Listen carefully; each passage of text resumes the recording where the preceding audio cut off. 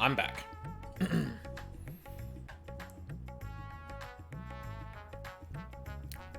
I will say, though, I think I should probably give Paladin another look. Just because I haven't played too much of it since the rework. But I still don't like the way its core rotation works into, like, the 60-second window. It just does, it just feels off. I don't know. I don't know what it is about it. Like, say what you will about Gunbreaker, and it's, like, 4 different situations you can be in every 60 seconds in terms of carts and spending and shit like that. But, like, that's a thing, right?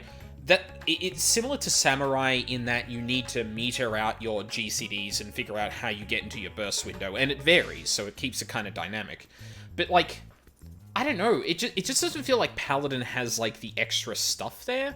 I did hear that they did, stop some, I think it's Atonement, from breaking combo, and that might fix it for me. That might actually fix it for me. But in terms of, like, intuitiveness, for me, it's on the level of, like, Monk, almost. But the thing is, I really like the idea of Monk's rotation. It's just, like, my brain, or, like, my fingers don't want to hit the button that I realize I should. Because my muscle memory goes to hit a button before I realize I probably shouldn't hit that particular one. Whereas with Paladin, it's just, like, I don't have the joy of planning it out like Samurai. I don't have, much interest in, like, the actual 60-second burst window. Like, or the minute burst window, like Gunbreaker. And I don't have the aspiration to get better at the, like, GCD to GCD rotation like I do with Monk. It's just all the worst of those 3 in my mind. I don't know if that makes much sense to anyone else but me, but that's the way I think about it. It's the worst of Samurai, Monk, and Gunbreaker all in one. And because of that, like, it makes tanking really dull, because if I hate the rotation, like, I'm gonna be bothered by it and not thinking about actually tanking. Whereas, like, Warrior is like unga bunga, I hit button, hit, like, you know, GCD, GCD, GCD, fell cleave, fell cleave, fell cleave, fell cleave, big fell cleave. And, like, I'm cool with that. Yeah, I don't know. It just doesn't click with me yet. May never do, but hey. Can't enjoy them all, I guess. Alright. God, we have seen so little of you. I love this woman. The glint in Shirabut's eyes suggests she was hoping you might pass through. Well, if it isn't Aldine, all-around good egg and champion of, well, the world, I suppose. Word travels fast, my friend. We've heard all about your exploits defeating the blasphemies that plague the good people of Eorzea and Doma. Sadly, there are other fell beasts. Actually, hold on. I'm gonna rename the stream real quick.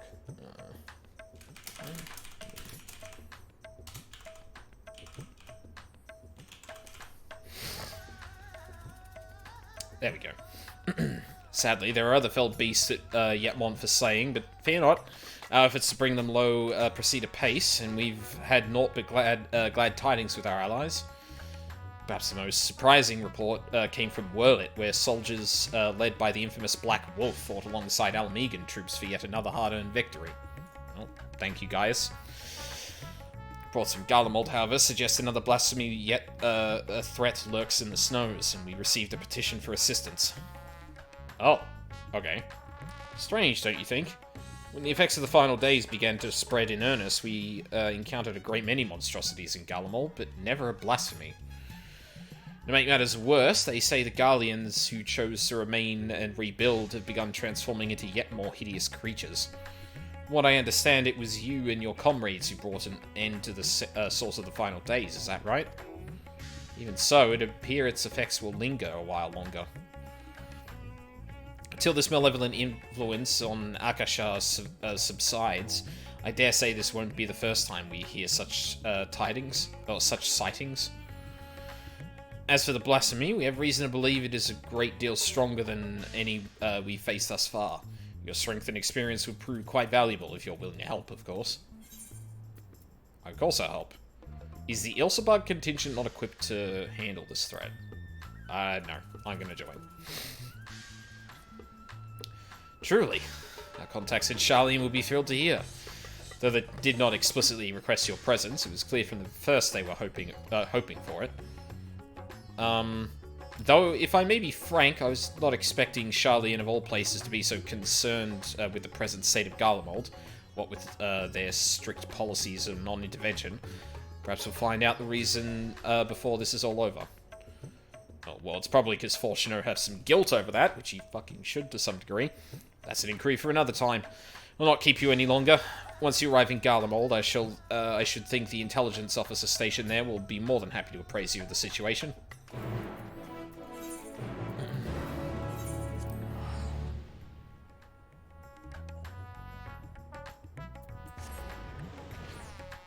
I don't actually know how long this quest is. I would assume probably at most the length of the other job quests, but yeah, who knows. Might be a short one. Aldine? The Aldine? It's an honor to have you with us, sir. I presume you'll come to assist in our hunt for the blasphemy. That's right. Maximo and Lucia will be pleased to hear it, if you would come this way. Is that Alamegan garb? I forget. That's not Gridanian, is it? I don't think it is. Fuck. I forget the more the cold weather gear looks, honestly. It's good to see you, Aldine. Though I wish it were under more fortuitous circumstances. We were reluctant to call upon you, knowing you had but recently returned from the far reaches of the heavens, but we are no less glad for your aid. Now then, I believe it best if the man who first discovered this blasphemy explained the situation. Yours?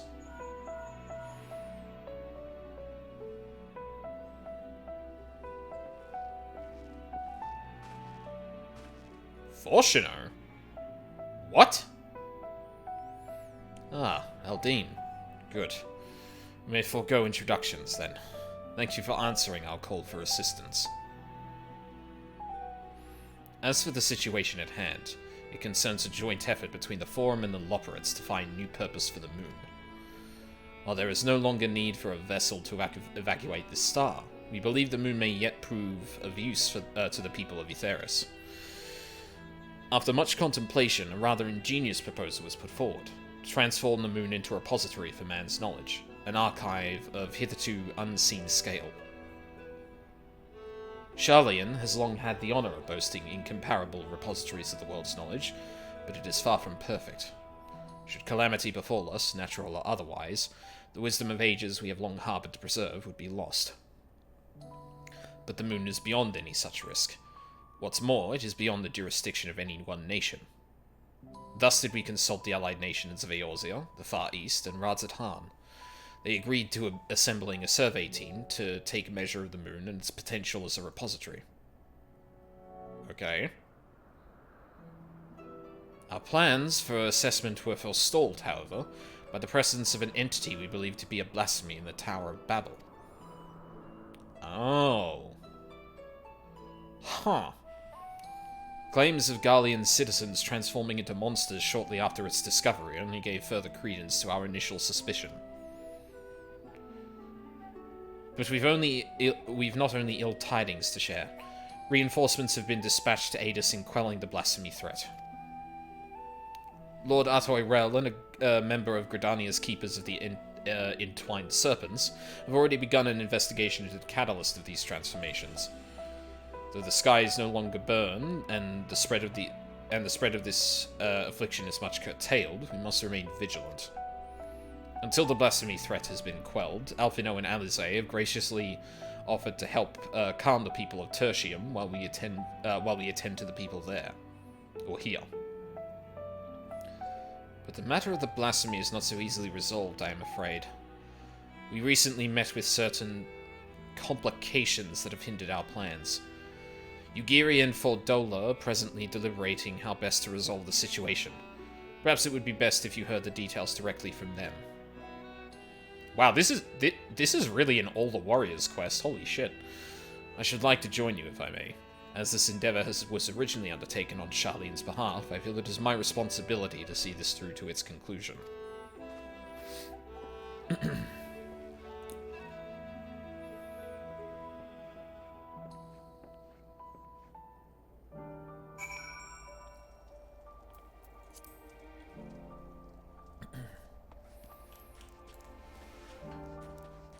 Bitter snow, huh?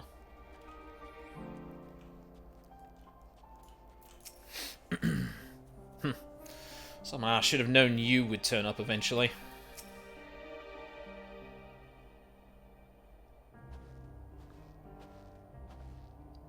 God, this is an odd group. Did not expect to see you here of all places, but I'm no less glad for your presence. I presume word of the blasphemy is what brought you here. In which case, I believe it may be best if a member of the reconnaissance team's guard explained the situation. Oh?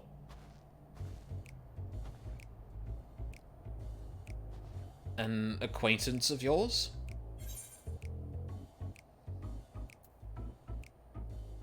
Aren't you the captain of the company? Oh, shit! Right. Long time no see, Lawrence. I almost... Fuck, I was trying to recall, I'm like, no, it was definitely one of the job quests, but... I don't tell you, you were the worldly sort, but bugger me if you know where, if I know where you heard my name before. I'm just a lowly sword for hire, hoping to fatten my purse with a touch of mercenary work after taking my leave from Limsa. Job sounded simple enough, but, well, sure you wouldn't be here if it were, eh? But you didn't come all this way to hear about me, did you? The blasphemy we're after is making its nest in the upper reaches of the Tower of Babel, the auxiliary sector, I believe it was. But it wasn't alone. A sizable horde of beasts were circling about like knights protecting their queen. Naturally, we fought to strike from a distance before engaging in earnest, but not a single bullet reached its mark. They were protected by some manner of mystical shroud, as far as I could figure. Without a keen eye for magic, I don't see anyone getting through it. By the time we understood the futility of the situation, we'd been spotted. Retreat was our only option. Pains me to say it, but there won't be any brute force in our way through this one. My understanding was that once transformed, these blasphemies are completely devoid of ether. With what energies could it create such a barrier? That's the question, isn't it? My first thought was some heretofore unknown technique for conjuring shields. Needless to say, I'm out of my depth when it comes to matters of magic. Which is precisely why I plan to speak with the Elder Seedseer when she arrives. If anyone can help us find a way to overcome the blasphemy's protection, it's her. In the meantime, can we trouble you to help with the not-so-small matter of people changing into beasts? The blasphemy's horde was large enough when first we found it. We can't afford for more to join its ranks. Very well. We shall reconvene with Lord Atoyrel and discuss strategy.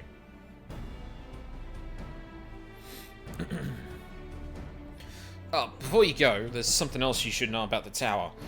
From the moment we set foot inside, I could swear there was someone, or something, watching us. Shrugged it off, thinking it might be a figment of my imagination, but in hindsight, I'm not so sure. Huh. Nothing to worry yourselves about now, but best keep on your guard when we do finally return to the tower, eh?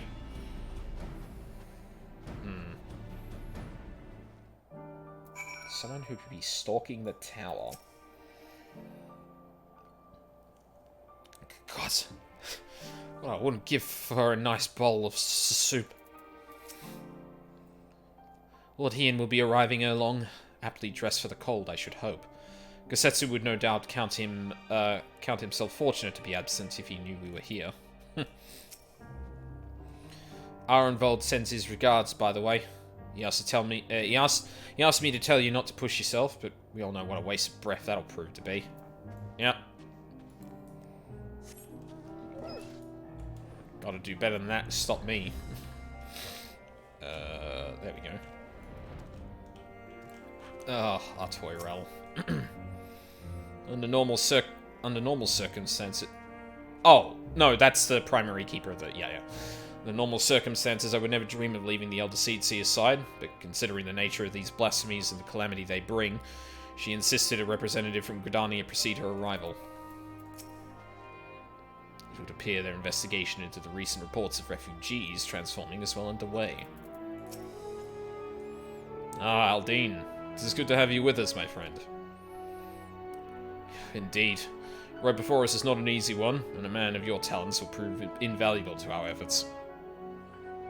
We've recently returned from reconnaissance, wherein we made a few rather surprising discoveries. First and foremost, we were pleased to discover that no one residing within Camp Broken Glass or Tertium have turned, no doubt thanks to the concerted efforts of Maxima, Alphino, and Alize. However, we have reason to believe those who did turn all hail from Locus Amoenus. You mean Corvos, the Gallian's ancestral home? The very same. When the ill effects of the final days began to manifest there, a number of Gallian refugees from the region sought sanctuary in Garlemald. But the capital was already in ruins when they arrived. They were offered asylum, but many refused, and instead chose to fend for themselves on the outskirts of the city.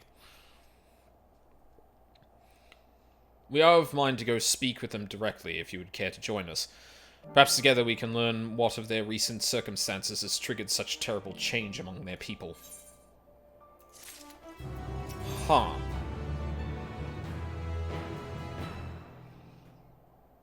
So... Wait, hold on. Let me read that back again. You mean Corvos, the Gallian's ancestral home. So there were the final days, a number of Gallian refugees from the region. Okay, right. So there were people in Locus Amoenus, which is also Corvos. Incidentally, I think where fucking Grahati is from? Sought refuge in Garlemald when the final days first appeared in Thavnir. But when they found Garlemald destroyed, they chose to seek out shelter elsewhere and probably succumbed to things after that. Artoirel is eager to begin his inquiry. Time being of the essence, I believe it would be prudent to split into two groups and cover as much ground as we may, as quickly as possible. If you and Master Fourchenault would inquire after the people at Victor's Spoils, the two of us shall see what we may learn at Liminal Station 4. When you have finished, pray meet us there.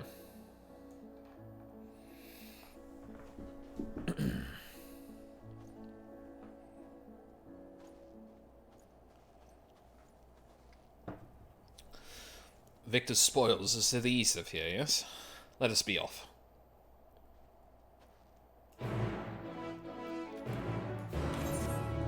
Is that the cave? Or... Oh.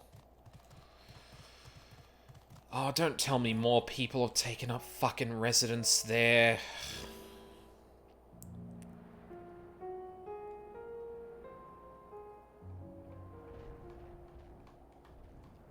Oh, okay. Sorry, to go back to sad themes again, I think one of the ones that doesn't make me like tear up, but just fills me with melancholy is the Elpis night theme. I think the context of which it is first used, if you know, you know, is just used so brilliantly that, like, it's kind of, yeah, I can't detach myself from the first place that is used. And then when it's used as Elpis's night theme, it kind of... It's Elpis's night theme for a reason. That they should choose to reside here in the cold, I can but presume they will not be amenable to conversation. Even so, we must not be deterred. Come. Oh, okay. We couldn't have done this, like, closer, and then, like, had it... Okay. Oh, boy. Hey, remember me? Talk. What is there to talk about? No home, no future, nothing. Doom spells the end for us all. Oh, no, you... Okay, you aren't the same people that were here. Come to our grievances, have you? Ugh. With more than you have time to hear them, I'm sure. We lost not one, but 2 homes. Our loved ones, our livelihood. There's nothing left. Served my time with the military, aye. For what? To lose all my friends. My son. There was naught to show for it but our claim to Locus Amoenus. Or so we thought. Calamity was not visited upon us for reasons we know not, and when we thought to flee, it followed on our heels to Garlemald. Ruin and ash and return.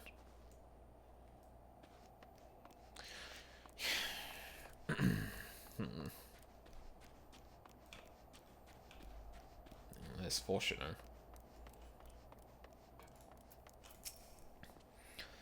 Shall we meet back here when we have finished? Can't imagine why you or anyone else would feign interest in our troubles, but if you insist. You'll find a great many of the people here were in the military at one time or another. Some retiring with honours, and others without. Sadly, I'm one of the latter. Bore one too many scars in battle. Even so, my contributions were enough to warrant leave to move to Locus Amoenus. It was a land of warmth and bounty. The Corvosi rebellion, admittedly, proved troublesome for a time, but didn't take long for the Second Legion to quell their uprising. Practically drowned in the calm and quiet. Ghastly. And one day the skies came alive with flame. We were overrun by all manner of foul beasts, born of our brothers and sisters. Second Legion barely had time to assemble their forces before they were overrun and snuffed out. We barely escaped with our lives. We were greeted only with more rack and ruin on our arrival here. And not the strength to take our home back with the Corvosi a second time. There's nothing left for us anywhere. Did you learn aught of how they came to be in such dire straits? Are we going to have this conversation literally in front of them? Sort of. I see. I heard much of the same. The military forces of Lacus Amoenus were defeated in the wake of the final days. Desperate to survive, they finally fled to Garlemald, seeking sanctuary. It was their hope the might of the Empire would allow them to reclaim the home they were forced to abandon, but the capital was already in ruin when they arrived. Needless to say, the lands they have long believed to be the ancestral home of the Garlean people may remain forever lost to them. Those unfamiliar with history would believe they have always resided in the bitter cold climes of northern Ilsebard, but that was only after the Corvosi invaded 800 years prior. With the advent of Magitech, I imagine it was all too easy for Emperor Solus to rally his people and take back what they believed to be rightfully theirs. Yet history would tell us true, that the land they call Locus Amoenus had been known by other names and served as home to myriad peoples. Indeed, one can only look back to the Allegans' reign in the Third Astral Era to give the lie to Garlean claims of sovereignty. Yet even had they such ancestral ties to Lacus Amoenus, antecedent cannot justify their animosity to foreign peoples. Animosity poorly veiled by delusions of justice, as has been the case for so many nations throughout history. Would that man had the sense and strength of will to break free from such chains of hatred. Help! Someone help! They've turned! Another monster? Quickly, Aldine. We haven't a moment to lose.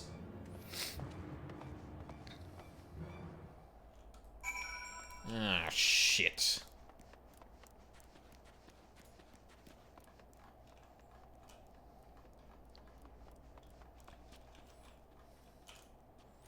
Oh no.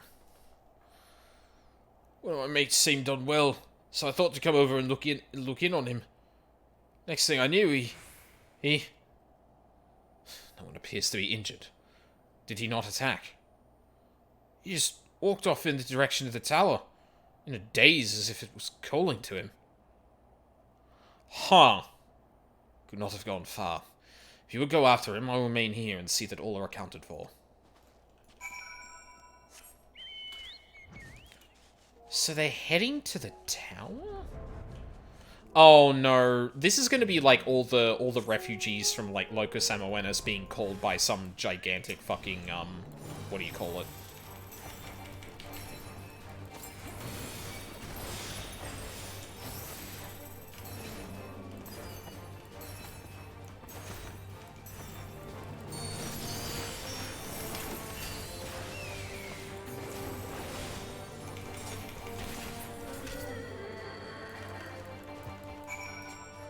600 for first, 300 for first, okay.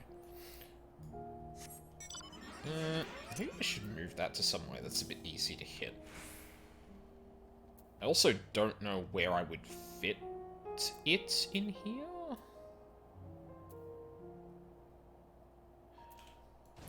It's one of the things I do kind of miss about, like, a bit more of a configurable UI. Like, I wish I could turn, like, actually, I think it's this button that gives me...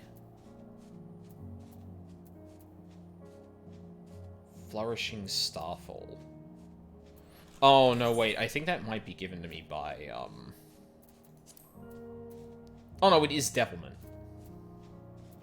Oh, no, it's Devilment, not Flourish. Yeah, I wish there was a way you could say, like, hey, I hit this button, show me, Starfall Dance if it's active, because obviously that would turn into that naturally, so I can see that it's active, and then, like, make sure I hit it as a reminder myself. Because otherwise I have to, like, yeah, like, physically look to see if it's active, because, like, it's not in my head yet that that is activated by that. Petty thing. The beast is slain, then. Thank the heavens. For a blessing, no others have turned, and a measure of calm has been restored, if only for a moment.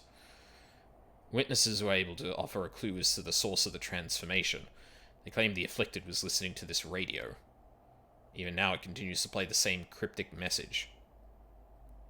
Oh god, what the fuck? So now the thing that saved them before is actually turning them. Empire no more. Never again. Rise. Ashes. Though distorted by radio static, you can hear a voice saying, "The Empire is no more, never again shall it rise from the ashes." How is this possible? There are no facilities left standing that could possibly deliver a broadcast. Anima was capable of sending such a message.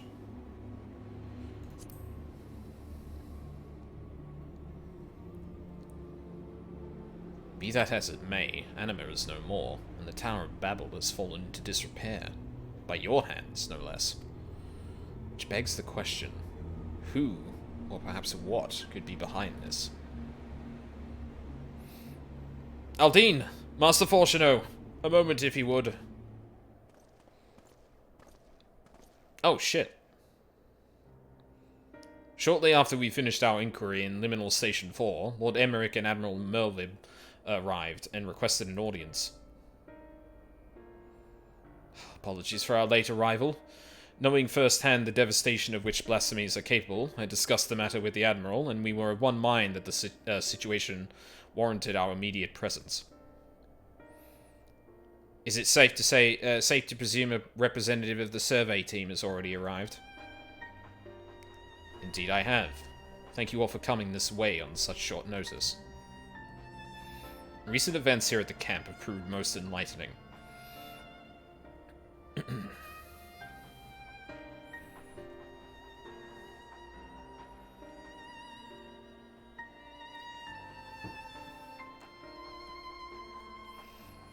And this is the aforementioned radio.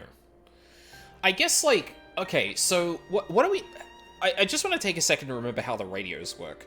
So, the radios were keeping people from turning. So they were acting like the warding scale in some fashion. I'm guessing because it likely absorbed etheric waves. Like, that would make the most sense. So, like, in an area, it would be the most attracted for... Or, it attracts ethereal waves the most, therefore the effect is kind of contained to that. Therefore, within a certain range of the radio, ethereal waves hit the radio, not anyone else. Granted, you know, you could stand in front of it, but... So... Presumably... unless we're probably going to dig into this a bit more, because this seems like a pretty big clue as to what's going on. But my guess would have been, just off the information we have already, that it does actually work on ethereal signals, which is why it captures this, like, faux kind of message from the Emperor when Anima is roaring. But that raises the question of, like, we're not seeing people tempered. We're seeing people turned, presumably by the message repeated on the radio. So we know the means of... I think we know the means of transformation is just the despair induced by the message that's coming through the radio. But that would imply that ethereal signals are being sent, like, the way we know blasphemies to function is that they don't have ether. They are comprised mostly of dynamis. So, but the only things capable of actually sending this signal, like Fourchenault mentioned, is things in the tower that are probably broken by now.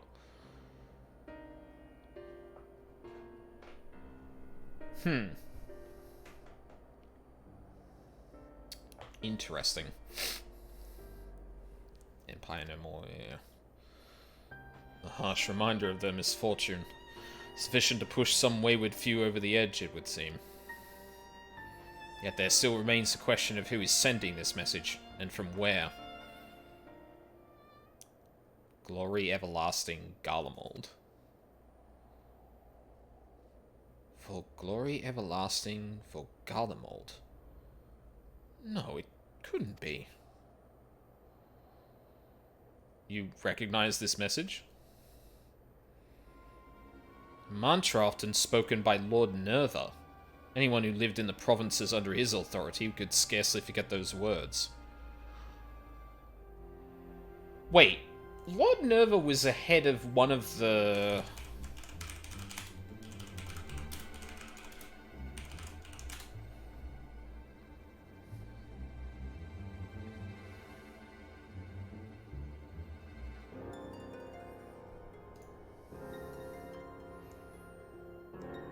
Nerva. Third Imperial Legion, right.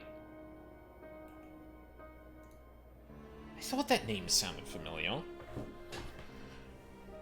Was the Third Imperial Legion the one that, hang on. Might actually explain on that page.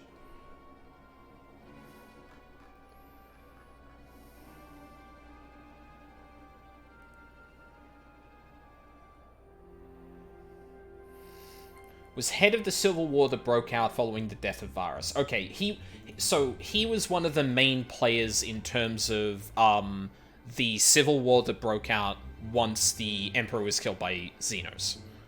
Right. But I thought didn't the third... Wasn't the third ultimately tempered? Huh.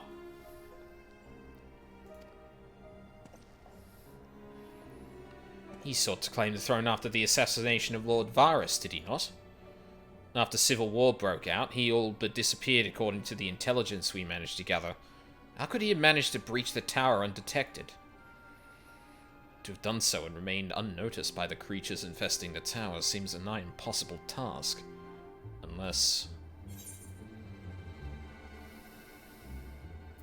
Do you think the voice on the radio is the blasphemy? I do. And as it was with Anima, these radios are somewhat attuned to whatever signal it emits from the tower. What's more, I believe the true identity of the blasphemy is Nerva, robbed of the throne and forced to watch the empire he longed to command crumble before his eyes, if such a loss did not drive him to the same fate as Quintus. The despair he felt no doubts overcame and turned him. Nerva's delusions of grandeur aside, the Garlean's plight sounds not unlike the Sahagan, desperate to preserve their spawning grounds. Indeed. Though unscrupulous by any measure, the Garleans found solidarity in their ideology, as did the people of Ishgard and the Church. Adrift without home or purpose, it is all too easy for despair to take hold. Would that a remedy were as simple as offering them land as we did the Sahagan. In all likelihood, the Garleans would refuse to settle for aught less than what they believed to be their ancestral homeland of Locus Amoenus, claimed the Corvosi would readily take arms to denounce. We would do well not to further fan the flames of animosity twixt them. And perhaps, at the very least, we can offer them peace of mind and a means to regain some semblance of stability in their lives. Yeah, to offer them true comfort and stability, Garlemald must be rebuilt. By no means an easy solution, but perhaps the only one worthy of pursuit. Of course, this new Garlemald must remain a sovereign nation, free from the oversight of others. And we've taken a step toward that in 6.4. Aye, they would see no meaning in it otherwise. If I'm not mistaken, Alphino and Alizé have already made strides in helping the people here regain some normalcy in their day-to-day living. Most important first step, but it will mean little without proper leadership. Rather than a single individual, perhaps a governing body of sorts would prove more effective. Oh, wait a minute. Is this the events that lead up to the creation of the ruling body that we saw in 6.4? Oh, shit. Maybe? There are a number of former Senate members among the refugees at Camp Broken Glass, as I recall. With their help, creating the framework for new governance is not an impossibility. Then let us call the people together and see what they make of our proposal. Oh, shit. We might be getting backstory for shit in 6.4.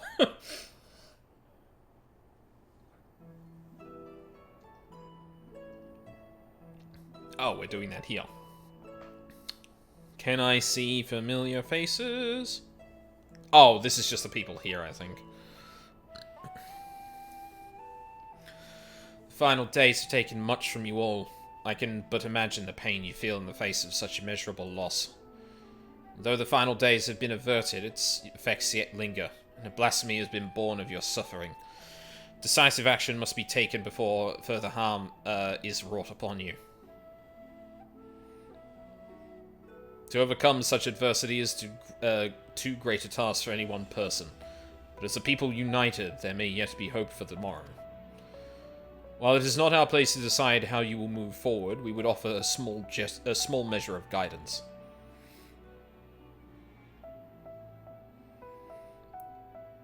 We were told a number of former members of your Senate yet remain among you. Would you be amenable to an interim government led by these individuals until such time as Garlemald can be rebuilt?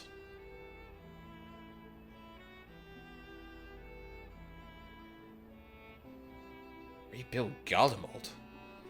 Is such a thing truly possible? Huh. Even if we do cobble together such some governing council, we won't be making anything of that pile of ash we dare call Garlemald.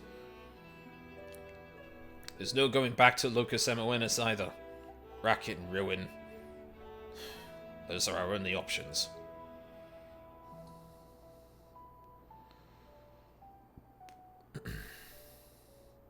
I realize to rebuild Garlemald is a seemingly impossible task, but you needn't undertake it alone. My children are working with members of the First Legion as we speak to begin an organized relief effort. And there are others from the provinces, no doubt willing to lend their expertise.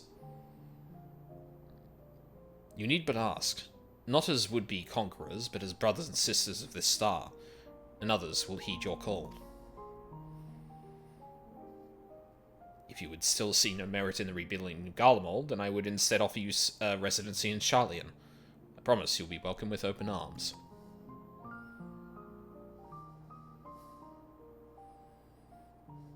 Charlian? So now you'd expect us to go and lick boots in some country we've never heard of? My apologies if I appeared overly forward in my proposition. Considering our strict policies on non-intervention until but recently, it is not surprising that you are unfamiliar with my homeland. It is an island nation to the north, home to myriad peoples, which is why I believe it would not prove difficult to accommodate you and yours. To be clear, you would not be migrating to Charlian to live in servitude. You would have my word that each and every one of you would be guaranteed citizenship upon entry. Why exactly would you go to such lengths for us? For the conquerors you barely know.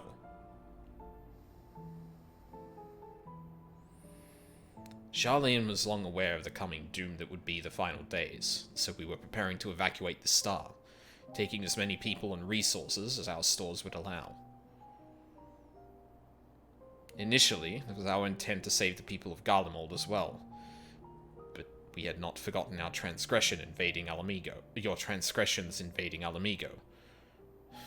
Your rejections of our entreaties for peace. After a great deal of deliberation, it was decided that we would forego an invitation to Garlemald, a determination made with great trepidation.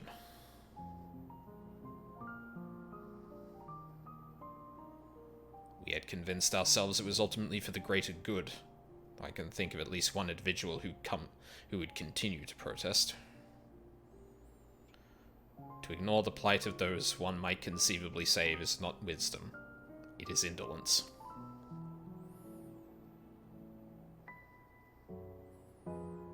Sage counsel I brazenly cast aside when confronted with the final days in earnest. But Aldine here and his companions refused to forsake those we were otherwise unwilling to save. With great risk to themselves, they achieved the impossible, and opened my eyes to the error of the Forum's decision.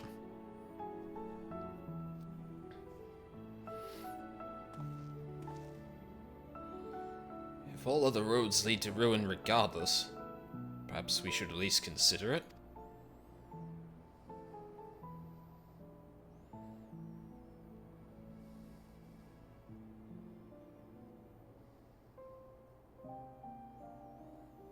Then it would be my pleasure to invite you all to Camp Broken Glass, where you shall have warm food and beds both.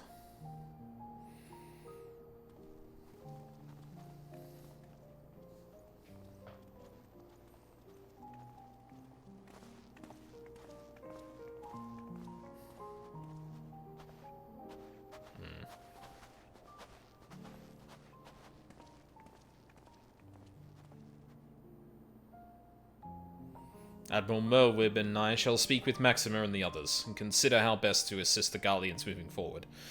Should we broach the subject of the blasphemy, however, we will not hesitate to call upon you.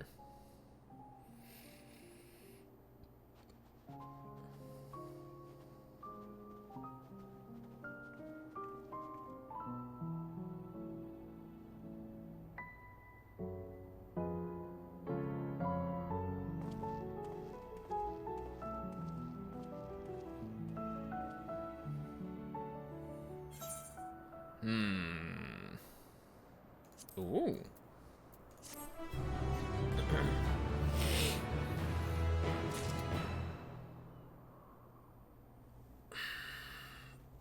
Yeah, so Fourchenault is off his bullshit, thankfully. I was kind of worried we wouldn't actually see much growth from him, or, like, he's obstinate for a little bit, or at least, like, begrudgingly kind of accepting of it. And the writing since the end of 6.0 has been a little bit more, like, forward and obvious than usual. But then again, this is a side quest. I need to keep reminding myself of that, because side quests aren't probably budgeted in the same way in terms of, like, time spent actually, like, in it, right? Even though this is like the culmination of like a big part of the side quests that were available in the game. You also need to remember that we need to remember that this is side content ultimately. It's not given the same amount of time as the MSQ to breathe, but it does have the MSQ to leap off of to give minor moments that don't need as much time to breathe. And I feel like that was a pretty good one of like Fourchenault like finally reckoning with the misguided talk and principles of Charlian. Which I have thought a lot about because Aldine in particular, in terms of my like headcanons for OCs and shit, like Aldine really, really dislikes Charlian and Fourchenault in particular. He really idolizes Louis Soir a lot, and I think his key thing, and the thing that always struck me, because like ultimately some of the things my characters believe come from me to some extent, is that like Charlian is like the absolute pinnacle of hubris in terms of centrism, believing that you can take yourself apart from the context of the world and just act as like neutral arbiters when that's really not possible. Standing aside from conflict is choosing a side. It's choosing not to help those that might really need it. It's choosing to not fight back the people who are wrong. And whilst, you know, my character had to reckon with that at a younger age than, like, right now, when he's kind of, like, his beliefs are fully more crystallized, I think. That was, like, a big thing that leaped out to me when I was thinking about it. Is just, like, Charlian as this enigmatic country is one thing, but, like, an active non-participant and just letting things happen when they are, unironically, one of the most knowledgeable nations on the planet is just fucking wild. Anyway, misguided view. Though visibly relieved the Garleans are safe, the hardness in Fourchenault's eyes suggests your work is, far from over. With Garlean hearts at ease, the likelihood of others turning has greatly diminished. That said, it is no cause for us to grow complacent. We must needs find a way to overcome the blasphemy's protective warding. If I understand correctly, blasphemy's behavior is oftentimes influenced by the memories and emotions of their originator, in which case it would be prudent to learn more of the man who birthed this monstrosity. How fortuitous, then, that a number of soldiers from the 3rd Legion are in our custody. For a mercy, their tempering was not so severe to be beyond our ability to heal them. They are presently being treated at Camp Broken Glass. Perhaps the camp's intelligence officer can tell us who among them knows aught of Nerva's whereabouts. Nerva's whereabouts? Oh, I guess, like, kind of last stationed position or some shit like that, but... Or, like, final movements before actually, losing contact and whatnot. Hey, bud.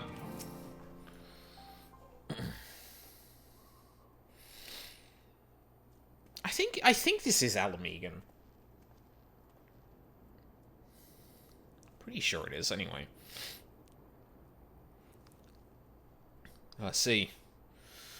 Perhaps it would be best if you speak with Virgilia, legatus of the 3rd Legion. She's still on the mend, but the chirurgeons aren't like to oppose a brief conversation. If you'd wait here a moment. Wait, is that the woman we... God, I don't know if it's actually her. She's not going to come out in her armor if it was her, but... Oh, never mind.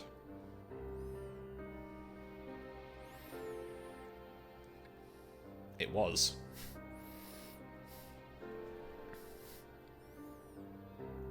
Ulysses' champion, I presume.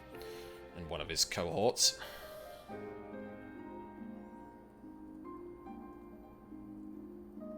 What business have you with me?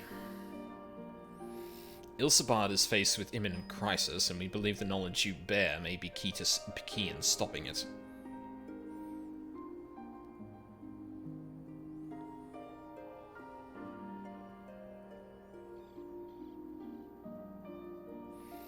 Thus do we believe the blasphemy to be Nerva.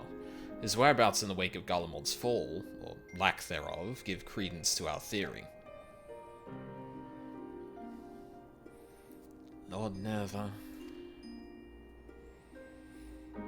From what we have pieced together thus far, you were one of the last to see him alive. Please, will you not share with us what you know? Very well. Though I suspect what meagre knowledge I possess shall avail you naught.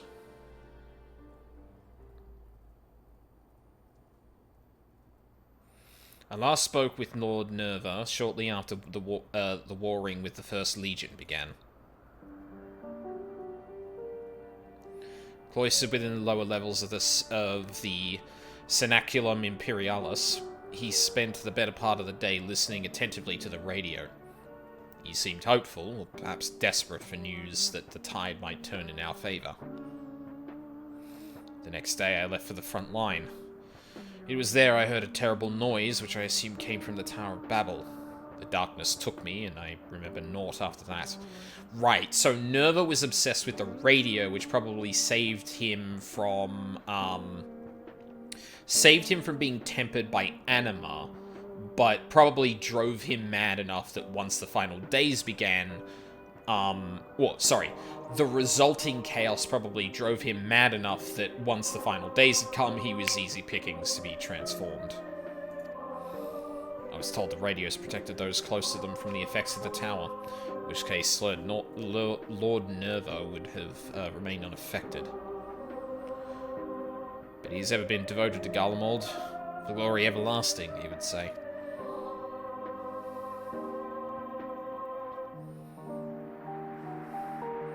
Which the Empire loved so dearly crumble. I can think of no one who would be more stricken by the sight. It would seem we were right to assume what became of Nerva. It does not surprise me the beast would choose to make its nest within the Tower of Babel. It stands atop the remains of the Imperial Palace, and the throne he revered so highly. But the Empire is no more, and Lord Nerva, apparently, is no longer the man he once was. He deserves to be laid to rest, together with his dreams of glory. We will fell the beast. You have my word.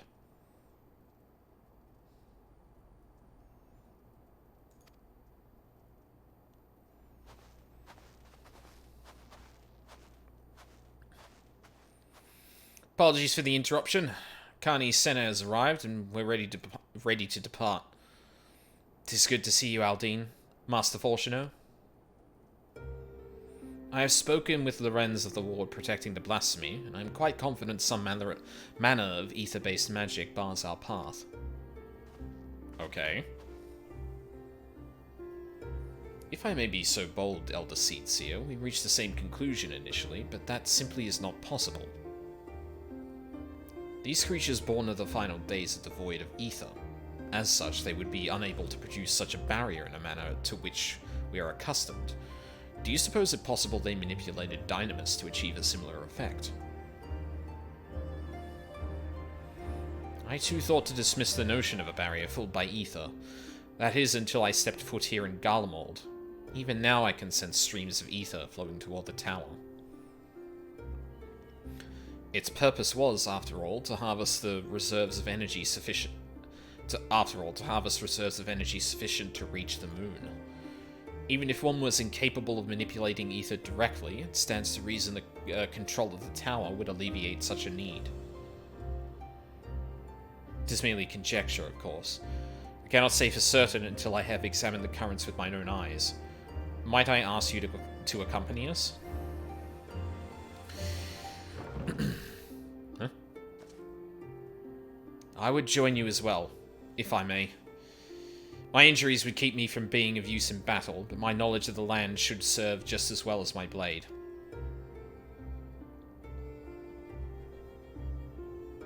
I would not be opposed to your company, but it is not my decision to make.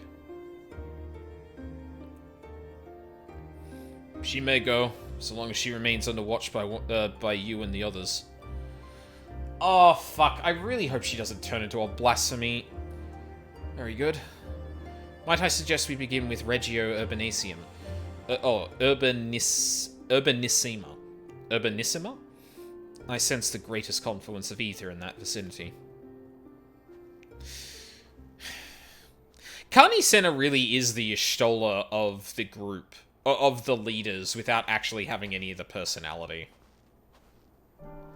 Like, Y'shtola at least makes up for the fact that she's, like, an all-knowing person who doesn't really, like, come up against, like, much strife by being a sass machine. Whereas Carney Senna is really just like, yep, this is another tool in the toolbox we have for solving problems. And not much else.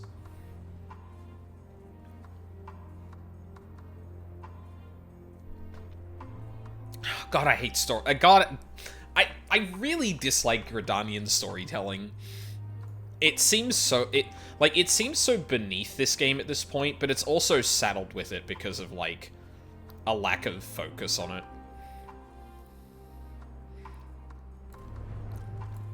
Oh shit. I had word that Al-Din should be arriving before long. I can already picture him knocking his knees, muttering under his breath about the cold. I'll never understand how anyone could grow accustomed to such cold climes. Part of me does not wish to believe this blasphemy is Lord Nerva. I failed to protect him. And yes. Uh-oh. Sure, it's just my imagination, but I can't help but feel we're being watched again. I'm getting that sensation too. Seem I underestimated the resourcefulness of our adversary. Yeah. And I guess, like... So...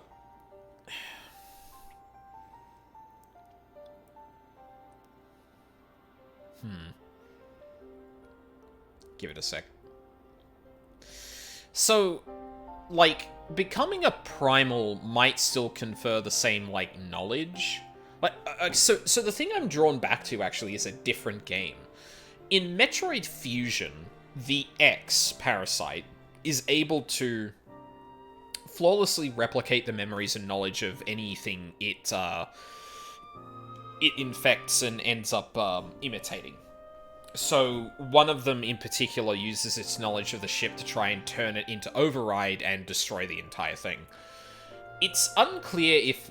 And we know there are versions of primals that retain the same knowledge of a person if they are targeted on them. So obviously, Yotsuyu, Yzael, anyone who basically makes themselves a primal is kind of an example of that.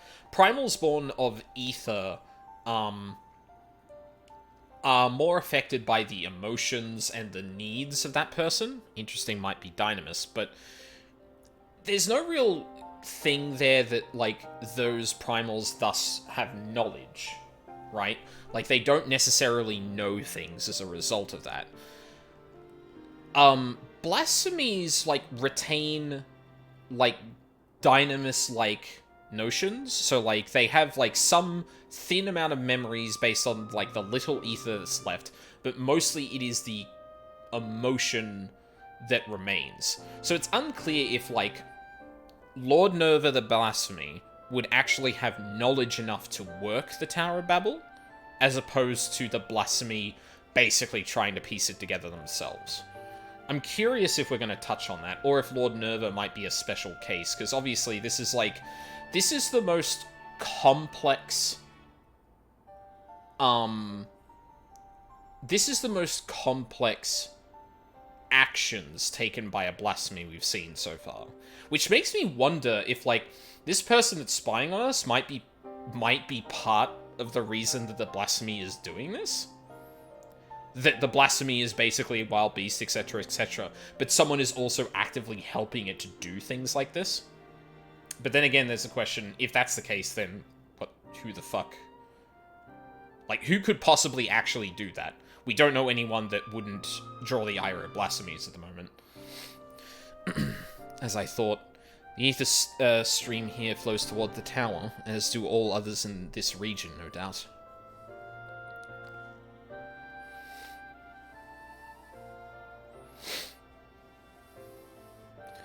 This convergence first began with the when the Telophoroi erected spires in all corners of Eorzea to fuel the Tower of Babel.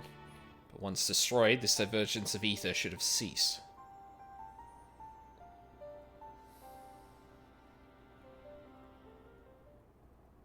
Right, whoever you are, if you've business with us, quit your skulking about in the shadows and speak your piece. Was you there in the tower, wasn't it?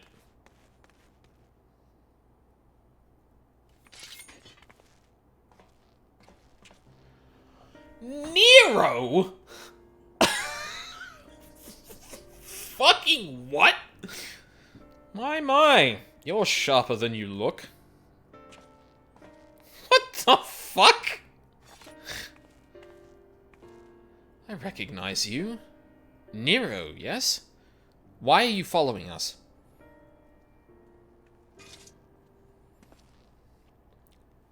Who said I'm following you? Being a native of Garlemald, does it not stand to reason I might be inclined to come and see what has become of my home? I know not what you're scheming, but we've no time to entertain your games. Perhaps Master Garland would make better company for you. Oh, spare me. I am a man of great ambition and great intellect, far beyond the scope of anything Garland could hope to achieve. He still keeps his head in the clouds, while I would set my sights to the stars beyond. Which is why you snuck into the tower. But like us, you couldn't get past the blasphemy to reach the transporter. Yes, well, I was very much hoping you could dispense with that little obstacle. And having caught wind of your plans, curiosity compelled me to see if you were truly up to the task. Do you have reason to believe we are not? Or, perhaps, does the great genius Nero mean to dispense with the blasphemy himself? Far be it from me to steal your glory, having come all this way. But as I am feeling generous, I will tell you what I learned during my time in the Tower of Babel. I was able to access its systems, you see, and discovered one of those dreadful spies still appears to be active. Impossible. They were all vanished when Anima was destroyed. Yes, and I've heard your escapades reclaiming the remains of the Emperor. But obviously you failed to reclaim his entire body. As it stands, a piece remains powering a tower at Fabrica. Ah, yes. The manufacturing district just north of the erstwhile Imperial Palace. Rather impressive feat, considering how these lands are so utterly devoid of ether. Barely enough to sustain life, let alone the spire. But if one were to use Varus's remains to forcibly create a confluence of sorts... Precisely. From what I gleaned of the tower's systems, his heart serves as its core. Coursing not with blood, but with your precious ether. And now Nerva has amassed a Surfite to shore up his defenses. How fortuitous he should find so perfect an impetus for his design, stolen from better minds than his own. How very like him. Oh, did I say that out loud? You'll forgive me if I fail to show concern for your ire. Nero... He's such a bastard! He's such a bastard! I fucking love him. Just like, even among Garleans, even among, like, his own people, he's like, oh yeah, that fucking idiot, Jesus Christ, like, oh wow, oh look, I did this all by myself, and he's stealing shit again. Oh, sorry, did I say that out loud? Like, oh my god. Fuck. That was the last person I was expecting to actually be here, but goddamn, I'm glad he is. What you say is true. These lands could never hope to recover from such a paucity of life energies. We must hurry and find Varus's heart, to both spare the land this wanton harvesting, and deny the blasphemy the source of its protection. Are we to presume you have any intention of aiding us? As I said, I have no intention of stealing your glory. I fear victory may soon slip through your fingers if you do not act quickly. Tower of Babel was designed specifically for Anima to serve as its core. Nerva forcing himself upon the system has caused it to grow increasingly unstable. My calculations are correct, and they always are. It will not be long before his presence triggers a system meltdown. The resulting explosion will destroy whatever tenuous streams of ether breathe life into the lands of Garlemald. But more importantly, we will lose our only means of reaching the moon. The heavens forever denied to my genius. Also very unfortunate. In any event, it would seem time is of the essence. That's all well and good, but even if we know which district to search, finding the heart will be like looking for a needle in a bloody haystack. Actually, I may know where we can start. It's all rather hazy, but I still have vague recollections of my time serving Anima when I was enthralled. We were commanded to erect some manner of facility tucked away in a corner of Fabrica. I remember not what it was for, but it's as good a place as any to begin our search. Certainly sounds promising, but surely this facility will be heavily guarded.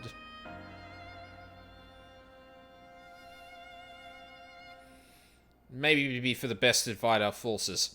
If it's just the four of us, shouldn't prove too difficult to sneak inside and find the heart. Meanwhile, our main force can stand ready to storm the Tower of Babel when the barrier gives out. Yeah, leave it to us.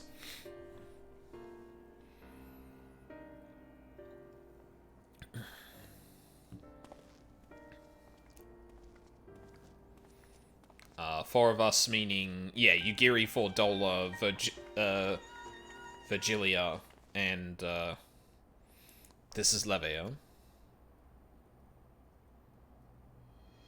What? Very well. We shall return at once. A number of Garleans have left camp for the Tower of Babel. What?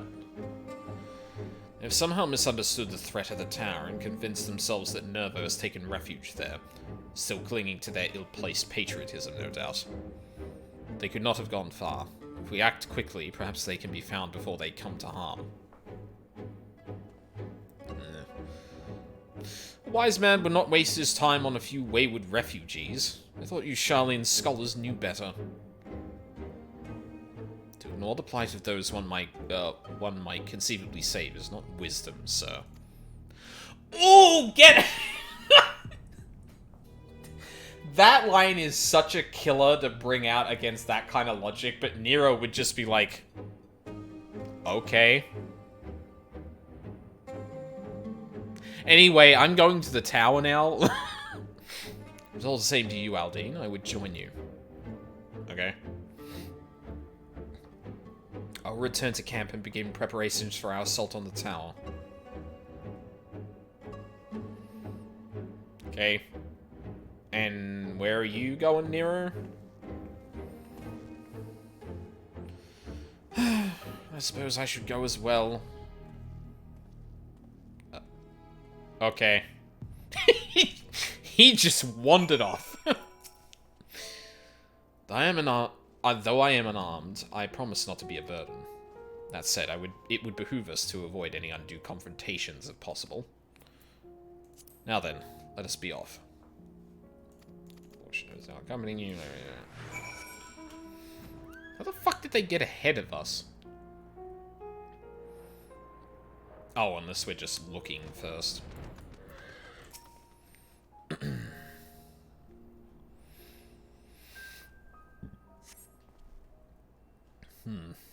No trace of them here. Let us keep searching.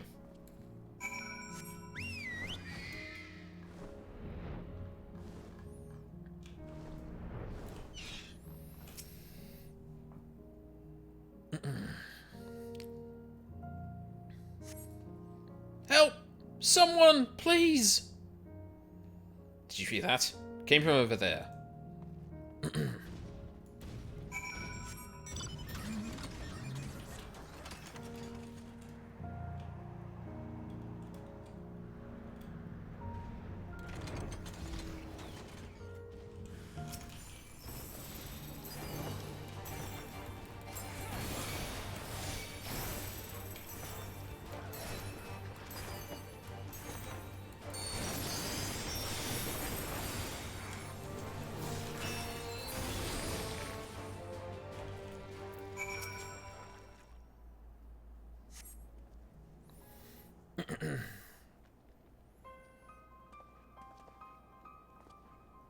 Oh, it's the three of them. Oh, god damn it. You're the ones who came to speak with us before. The old Lord Nerva had returned and was assembling his forces in the tower, but... Yeah, I'm afraid he's turned into a monster, and those aren't the forces you think they are. Oh, not Lord Nerva too.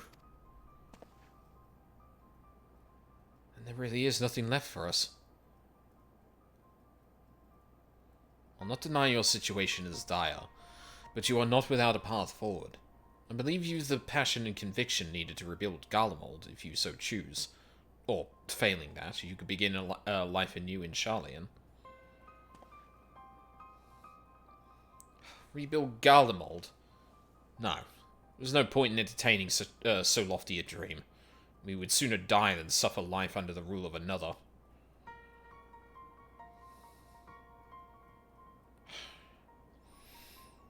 You would sooner seek death than sanctuary.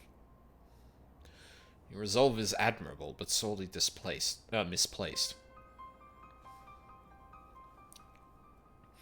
If you will not see Garlemald rise from the snow and ashes here in Ilsebard, might you consider venturing unto a new frontier? New frontier? And where exactly is this land ripe for exploration? There, on the moon. What? It is our goal to create a repository of man's knowledge there, free from the jurisdiction of any nation. As I understand, the magitech and technological advancements of Garlemald were without peer. Your expertise would be indispensable in the endeavor. Should you be willing, of course. You really expect us to go and live on the bloody moon?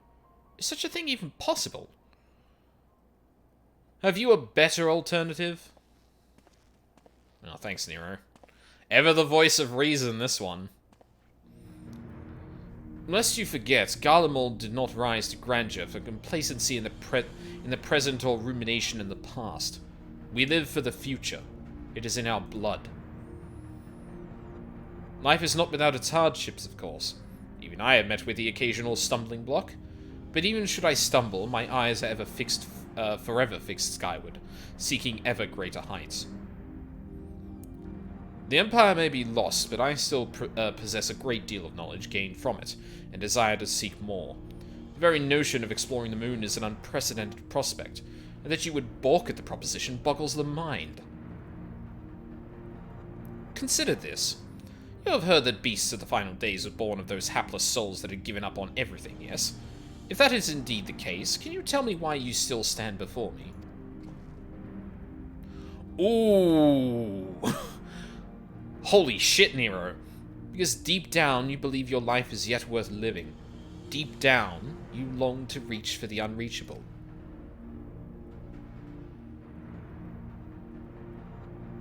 Or perhaps you don't.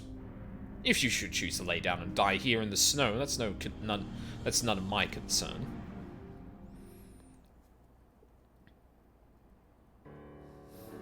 Reach for the unreachable. Live in the unlivable. Row. Fight the existential dread? I couldn't make that rhyme. Sounds like something I would have said back at the academy. Alright, we'll go. I suppose it's better than dying here in the snow, as you so grimly put it. Then we must first dispense with the blasphemy that commands the tower.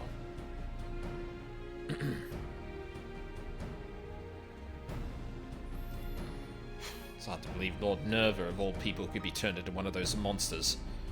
Please, you must stop him. Put his soul to rest. Thank you, and sorry for causing all this trouble.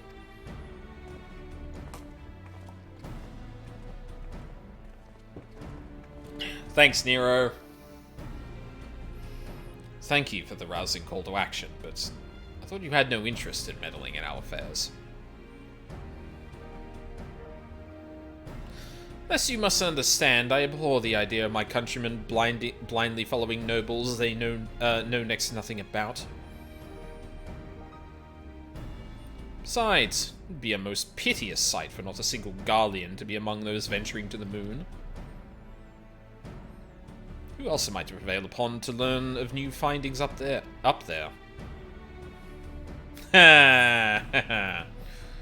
Wait, he's not actually... Or... Huh. Does he think he's not actually getting up there? I mean, we probably wouldn't allow him up there, let's be honest. His reputation, there's no fucking shot. There's no fucking shot people are letting him up there. I told myself I would not get overly involved. Yet here I am. Indeed. Forlorn glory. Fourchenault is eager to regroup and make ready for battle. From what Nero told us, time is now a luxury we can ill afford. Let us return to Camp Broken Glass, if only for the moment. The others are no doubt finishing their preparations for battle.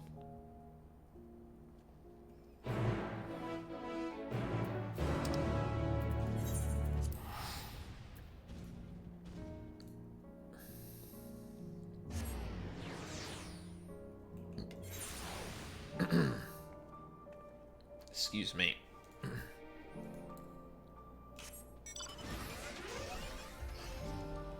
Oh.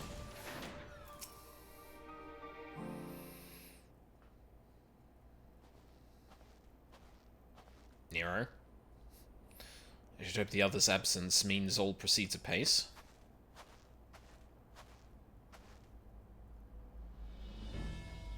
Good, you're here. With the recent arrival of reinforcements, our preparations are all but complete.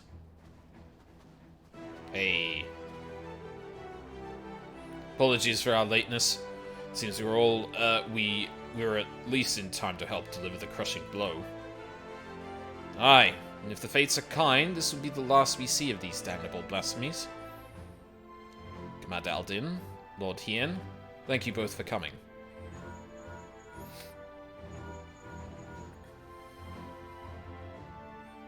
Yes. Yes, of course. Understood. Lorenz and the others have reclaimed Varys' heart. The barrier protecting the blasphemy should soon dissipate. And the time has come to then the time has come at last to storm the Tower of Babel.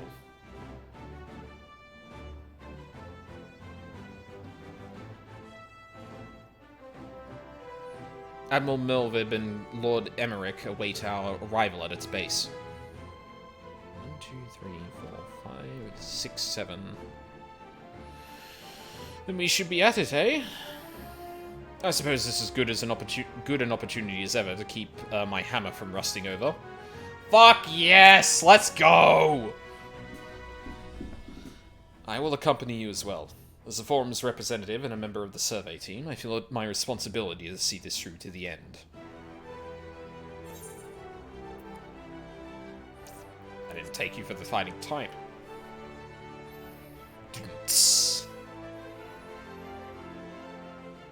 Despite appearances, I am no stranger to the battlefield. Indeed, I have seen my fair share traveling the world in service to the Forum. Though I may not be the equal of Alphino or Alizé, we shall not find ourselves wanting. I can promise you that much.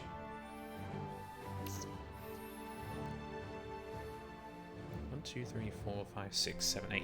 Yeah, that would be a trial's worth of people. Oh my god, I hope this is actually a trial's worth of people. That's great. When you've all finished your preparations, we shall reconvene at the Enceladium.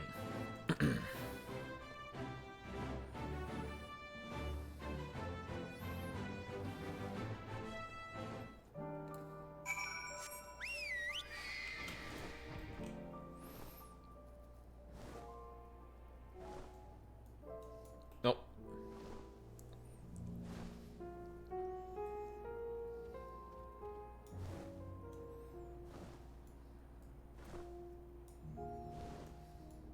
Oh yeah, that's actually like the literal entrance to the tower.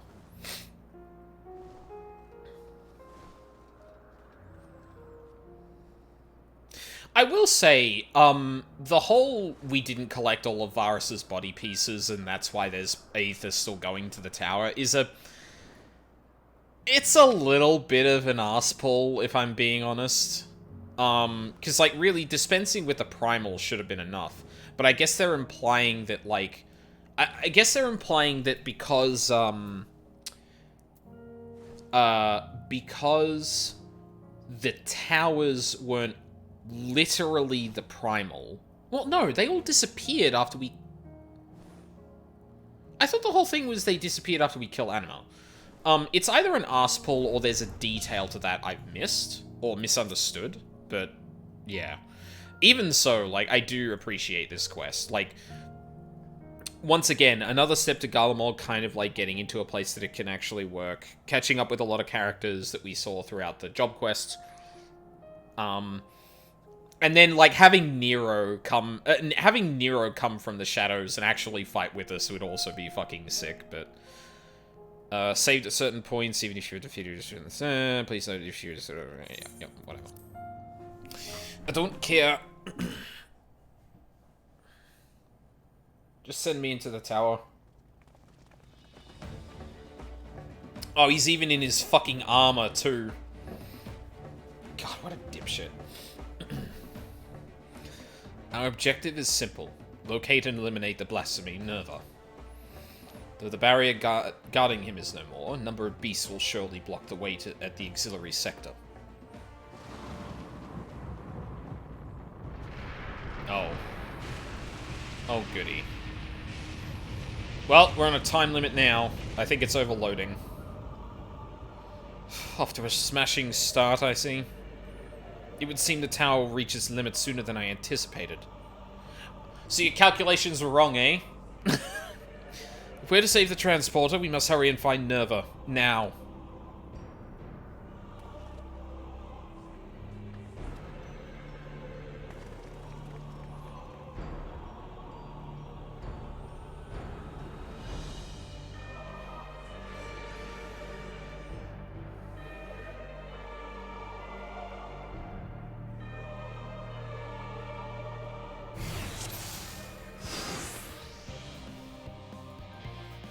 Oh no, not this music, come on!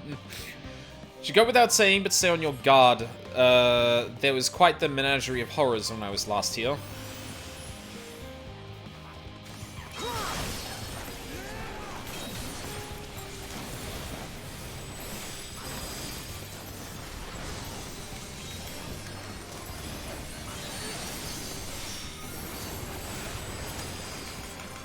Oh, that button.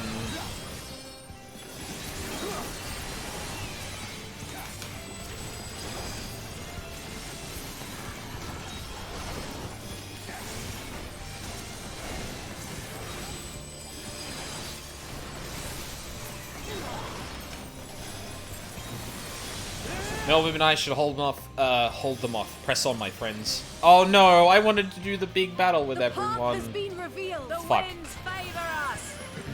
God. Heck. Shit. Fuck. Persistent lot, aren't they? Down with you!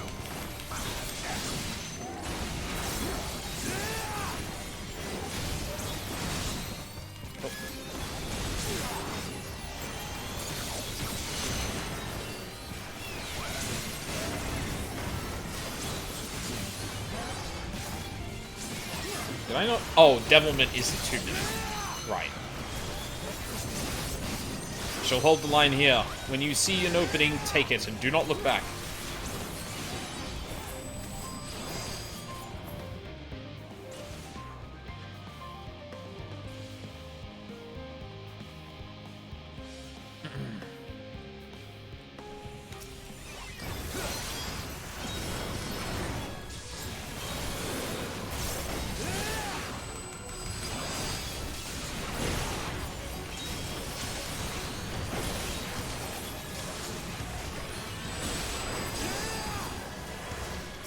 Oh, I should, yeah. Have this, my man.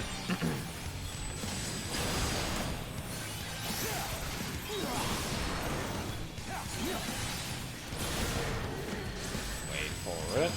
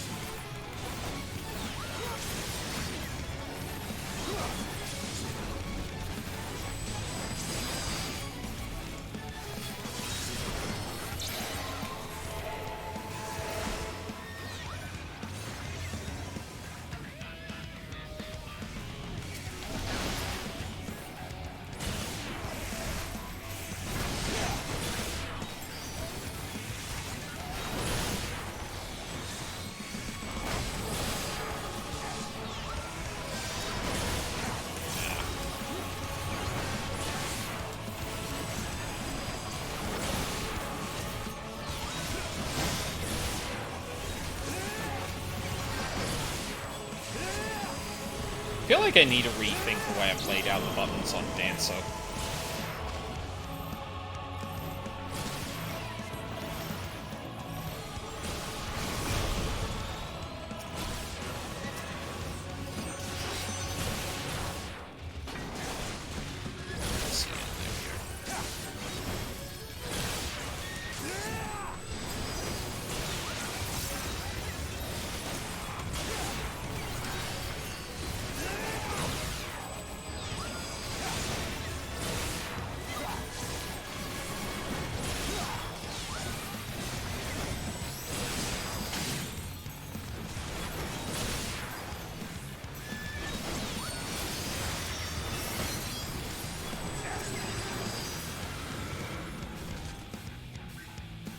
Oh, Jesus, what the fuck is this? Oh, okay, just, yeah, kill him.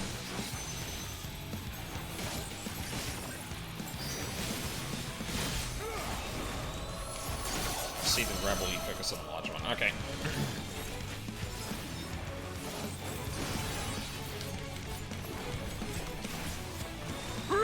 Tizona!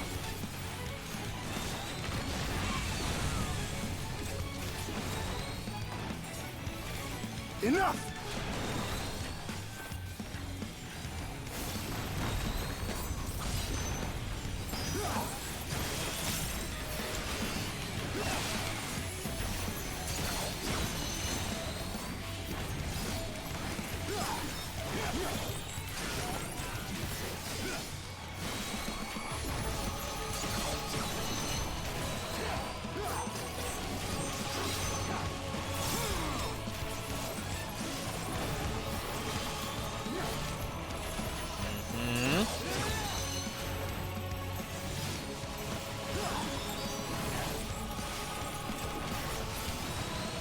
Okay.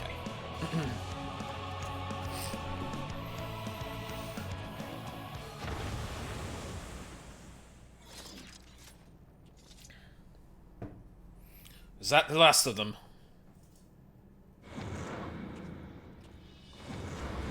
Nope.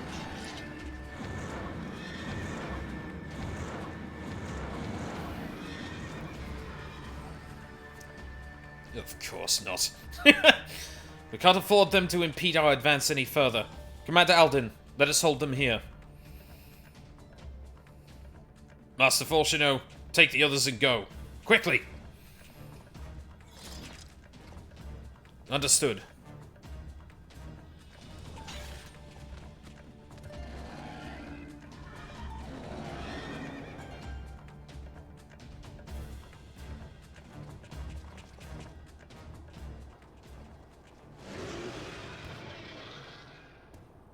Oh. Hello. Oh! Huh! That you should take upon this form. Leave. Leave now. Garlemald is mine. God, I hope the other 8 come into this. I really hope this... it would be really cool if this was actually an 8-person fight, but... might not actually be.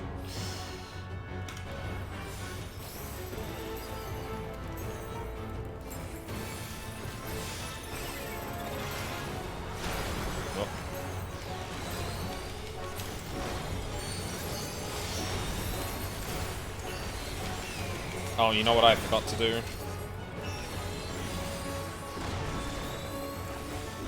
Hey, Nero. Here you go, bud.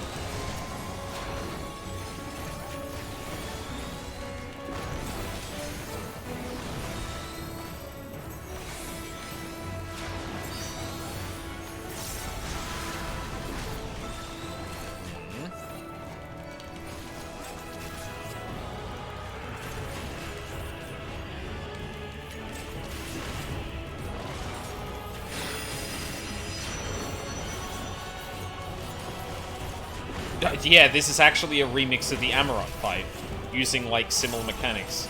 That's neat.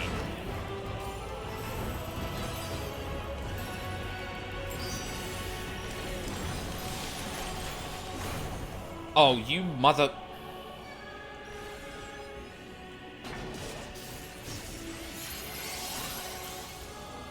Thank you.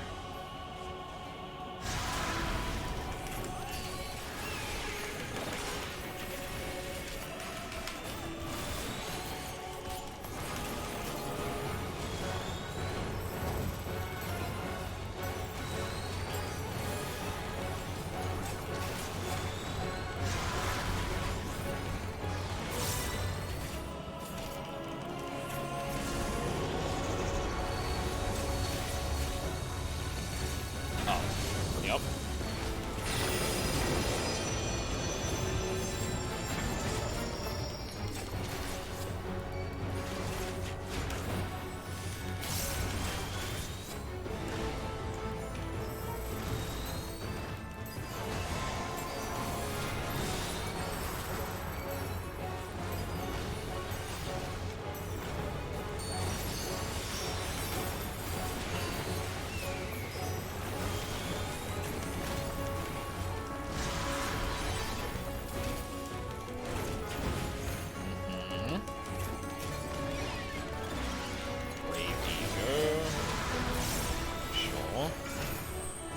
Yep.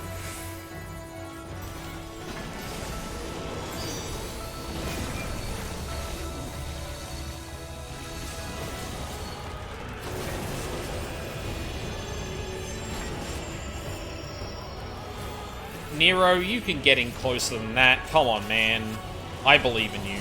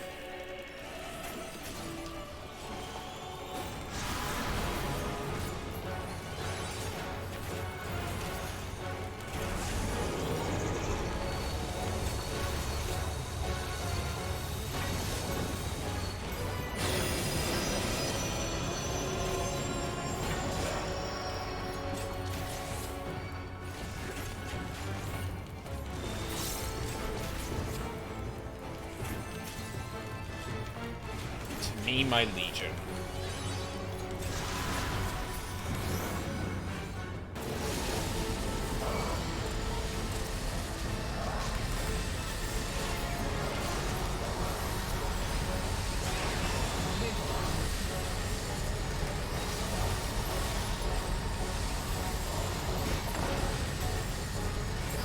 Huh? Oh, okay. Shit, I wasted my fucking cooldowns for that.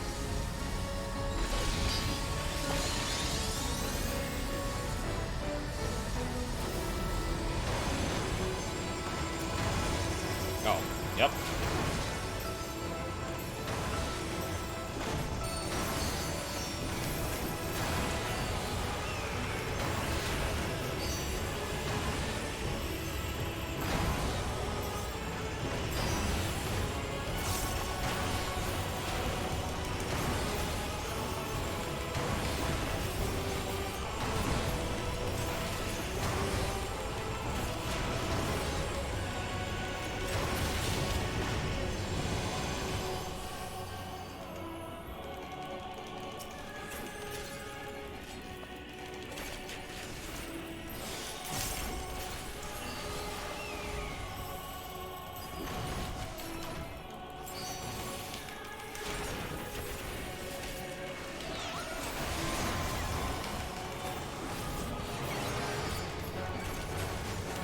I think we might have actually been ahead on damage.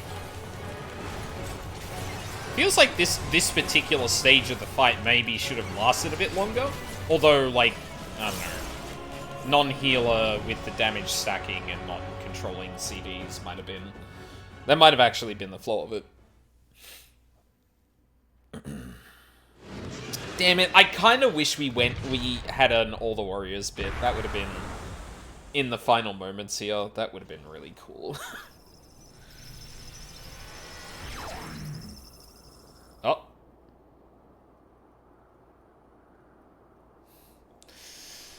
Fuck, Glory everlasting indeed.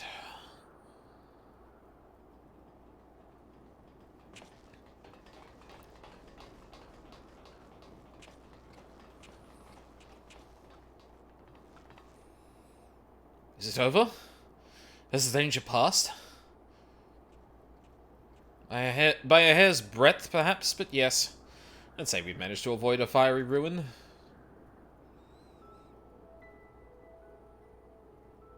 Our path to the moon is open once more. The duty of Charlian has ever been to chart the course of history, not to change it. Thus did we fervently hold to our policies of neutrality and non-intervention. In truth, it was all in service to our plan of exodus, to abandon the star to its ruinous fate. Harsh though it may sound, I still believe it was ultimately for the greater good. Thanks to you and your comrades, however, it was a fate that did not come to pass. Charlian will now find a new way forward, not merely for the preservation of knowledge, but for the betterment of this star, and all who call it home. I believe I speak for all of the Forum when I say it would be an honor and a privilege to work toward such a goal alongside the allied nations. Aye, an age of true and everlasting peace is finally within our grasp. We will seize it, together.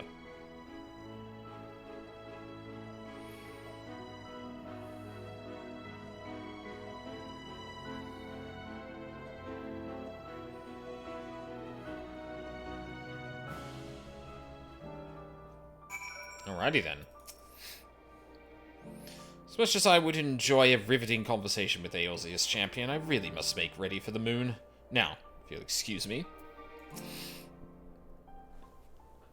Okay.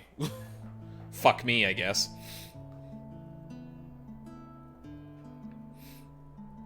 It is a relief to know we're no longer we've no longer a need for battle. Despite my experience, I must confess I am ill-suited to it. The allied nation leaders, meanwhile, demonstrated an aptitude for combat far above what I might expect from diplomatic figures. And you, my friend, I see now why you are so well regarded as Eorzeus Champion. The others have already begun the arduous journey home, but before you go, I would offer a word of thanks to the both of you. If not for your timely assistance, our plans would be forfeit, and the lands of Ilsebard forever defiled by the blasphemy. Please, I've no need for your platitudes. I labor only to further my own ends, nothing more.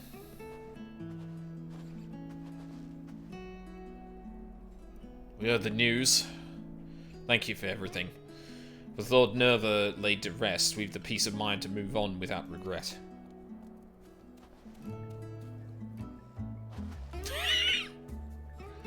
There you are! Now what's this I've heard about you cleaning out the Tower of Babel? Are we finally ready to return to the moon? Ah, what fortuitous timing. Allow me to introduce you to Livingway of the Loporrits, moon dweller and overseer of the survey team. Livingway, these good people will be the moon's first residents. I trust you and the Loporrits will take good care of them. Pleased to meet you? Residents? Oh no.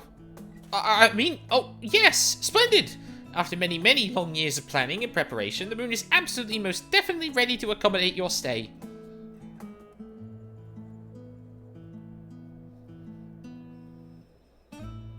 Glad to hear it, and apologies for the delay.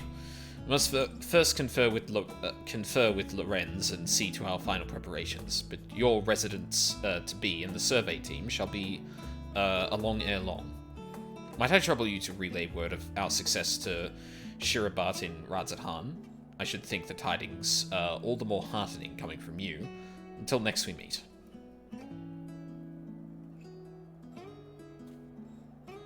I suppose this is a little bit of a I mean this has to be like dealt with before 6.4 happens because they're all going to the moon. Nero, wait! You're not leaving for the moon without me.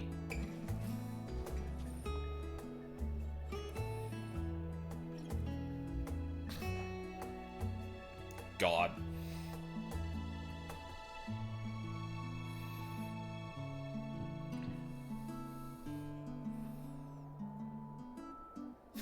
Peaceful music looking at the fucking demon tower. Excellent. Okay, and that is, like, pretty much spot on for 4 hours. Holy shit. Incredible. It's actually literally, like, 2 hours apiece. That's perfect. Yeah, I really enjoyed that.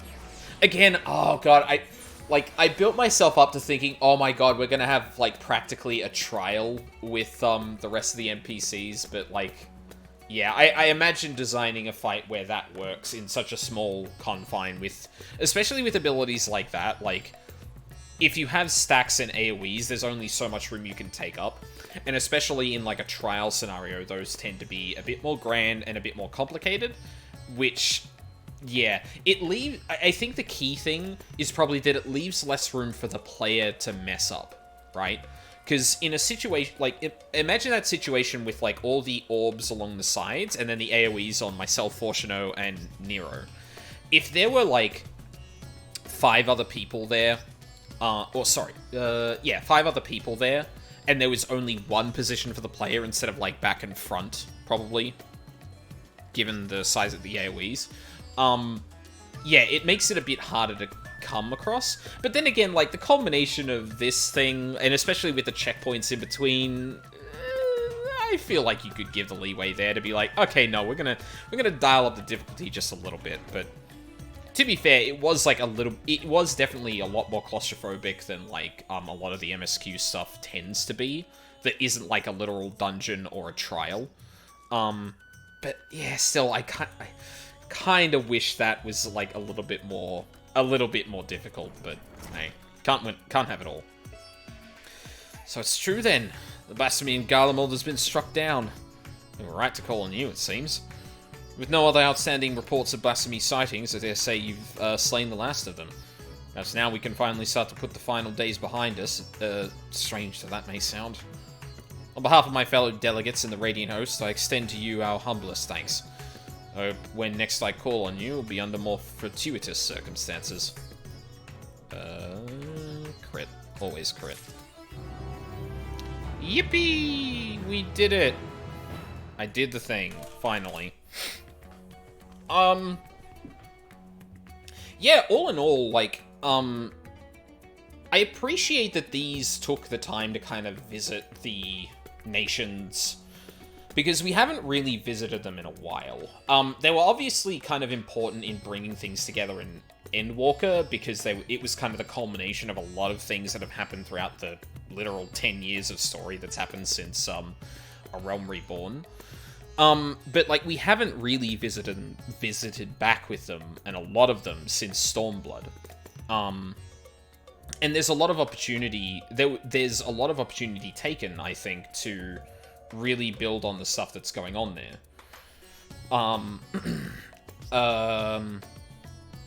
And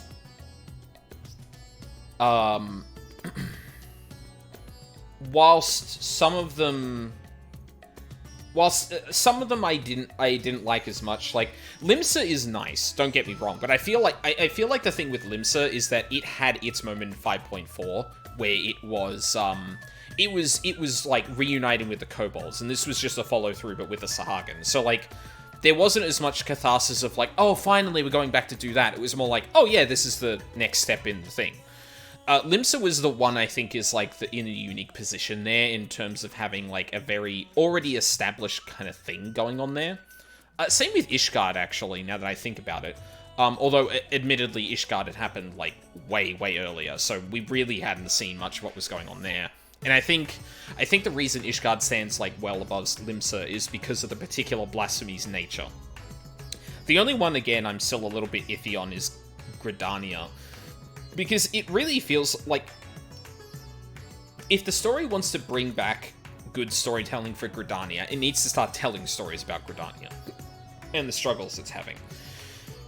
The problem is that I feel like every time they try and do that, they don't really hit the mark, and it's really because of the elements. the elements is such a sticking point for storytelling because, like, the whole nation is basically subject to them. There's no like I've said before, there's no negotiating with them. What they say goes, and if they do shit out of whack, then, oh, fuck you. Yeah, you don't get to complain about that, essentially. Oh, I get a title for that. So yeah, that was the only one I was kind of sour on, and it's, again, just, like, being not very hit and a lot of miss with Gridania's storytelling. But, like, as we go around the room, again, I think the subject of the Ishgardian blasphemy is really cool, and we obviously get to follow up on the stuff that's been happening in Ishgard.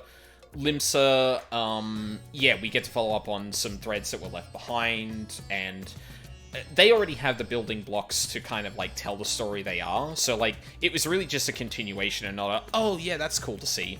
Unlike Uldar and Alamigo, where we really confront a lot of the struggles that are still there, with the collapse of Garlemald, with the assimilation, or the, like, constituting of people who were part of the Garlean society that were originally Alamigan. And particularly for Dola's plight, I think is, like, really compelling, because she is really one of the only main characters that has actually had to face the plight of succumbing to despair the same way that, like, other characters have. Or, sorry, non-important characters have. Like, literally turning. And the Doman one, I think, was generally good, but, like, Gosetsu reappearing and then showing, like, he's kind of taken up the white mage-ish role was, definitely a huge highlight. And I'm not gonna say that's cheating, but I am gonna say, like, that put in a lot of work.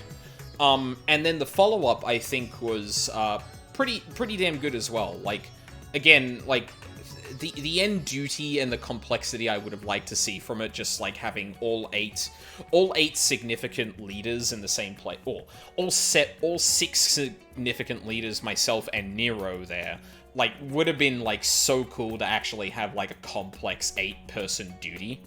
8-person single-player duty there, that would have been perfect. But again, kind of providing the stepping stones to going back to the moon in 6.4 and things like that is definitely not unwelcome. And also seeing Fourchenault kind of, like, has clearly grown, and Charlian's outlook on the world has obviously pivoted because of the things that have happened throughout the game. So that's also good to see as well. Yeah, again, just, like, with side quests like this, it always feels like they really take the opportunity to fill in some gaps that might not have otherwise been filled.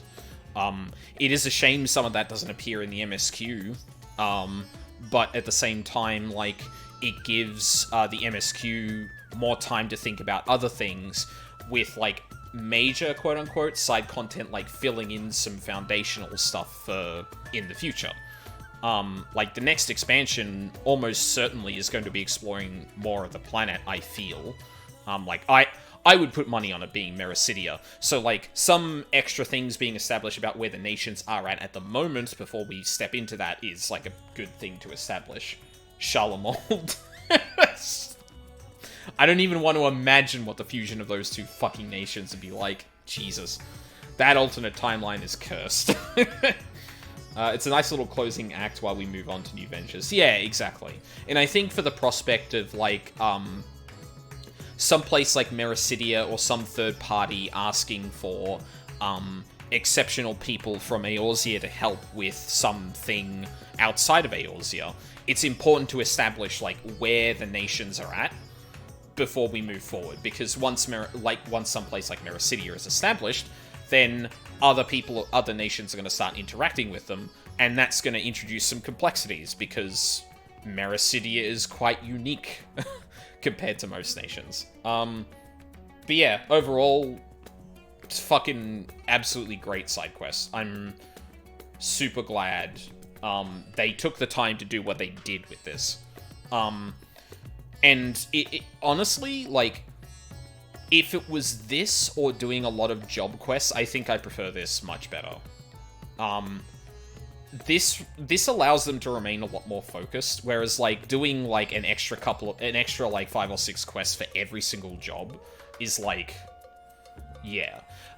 Speaking of which, I think if they are to go forward with it, the Shadowbringers approach is probably the better one, right? Where you have the role quests and then like a catch up with some old friends from the summoners, from the summoner quest line or any of the other quest lines. Although obviously that loses a bit of effect once like we're so far away from it.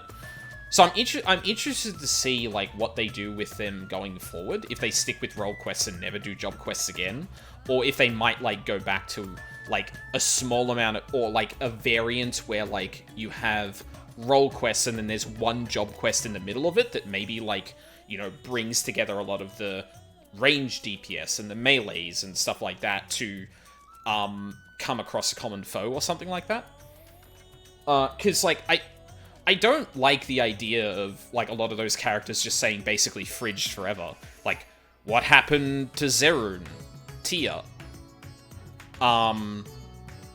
What happened, or fuck, who else can I think of? What's your Mitra up to at the moment? What happened to Fourchenault of the Dragoon questline? Did she ever overcome her power? Did she ever like master her powers? Like, there's a lot of characters I feel like could still be, like, maybe even, like, brought to the forefront in the future that might be interesting to have, like, story tied to. And there's definitely opportunities in the role quests to maybe, like, have a sidetrack with each of the jobs? I don't know. I feel like the 81s were the last bit with the job mentors, just, like, see how far you've come in comparison to your old tutors. Yeah... to be fair, I haven't been through all of them, so, like, I'm missing some context as of what those actually feel like. But, like, I feel like it would be really cool in a seeing, what's her name and her grandfather at the beginning of ARR, and then seeing them in the Rising Stones, in Endwalker. It'd be a really cool thing for, like, an expansion from now. Like, Fourchenault comes up and says, oh, hey, I traveled to Meracidia because, like, dragons and that, and, like, I'm kind of in a situation here. Like, it'd be really cool to call upon them. And I think, like, this game has shown that it has the pedigree to really draw upon some interesting characters that create some interest, or that provide interesting context or perspectives on what's happening in a questline, that I'm hoping at the very least that they don't entirely drop all of those characters. Particularly because of who some of those characters actually represent, it would be really sad if they just never appeared again, because, like, Fourchenault could be another Estinian. Literally. Sidurgu is, like, probably one of the strongest fighters in the entire world. Fuck, who else have we got? Hang on. I think I actually need to look... I need to look at my character sheet real quick here. Who else have we got? Oh, yeah, Curious Gorge, like Ryuzaki mentioned. There's the people from the Bard questline, there's people from the Sage questline. Like, you could pull so many people out of the questlines I've done on stream so far. Oh, fucking, oh god, I forget the name of the group. The Reapers you learn from. I actually went back recently and had a look at, to see if, our mentor would have any extra dialogue, and she had, like, an extra line, I think, if you've beaten Endwalker. But those are the kinds of characters that would, like, just like, you're traveling around, you run back into Fourchenault. You're back in Garlemald helping stuff, there's the fucking Reaper mentor. You know, you come back to Uldar to talk about stuff, and... oh, you talked... oh, like, in the Sildin questline, I can't remember whether it was... actually, that might have been, it might have been Hildebrand, actually? But going back to the Black Mages, because they've got a lot of hidden shit stored away, and In fact, I feel like something like that happened. Anyway, that's what I'd like to see more, is, like, some of those characters actually just popping up randomly and using them as, like, interesting characters. Like, I could see Houston going to Mericidia. Because dragons are there, and she's essentially, like, part dragon at this point. Like, that seems like an obvious thing. Anyway, I'm rambling. So, it's the weekend, tomorrow and Sunday. So I'm going to be playing Bayonetta 3.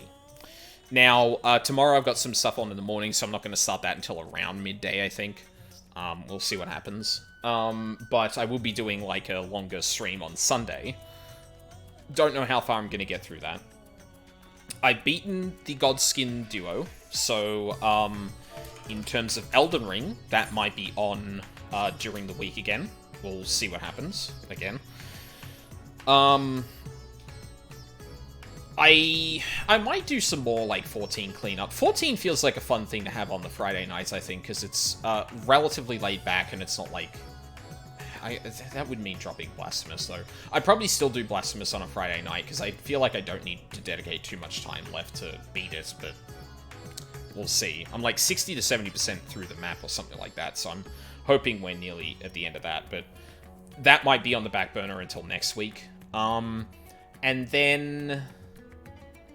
yeah, then it'll be another weekend, and probably... I think probably one more stream of Bayonetta 3. It depends on how much time I get in tomorrow and Sunday. So I think what I'm probably going to do for the next stream on the weekend is probably play it by ear. I had a look at a couple of games I wanted to play during that time, and haven't. But would take like a stream or two.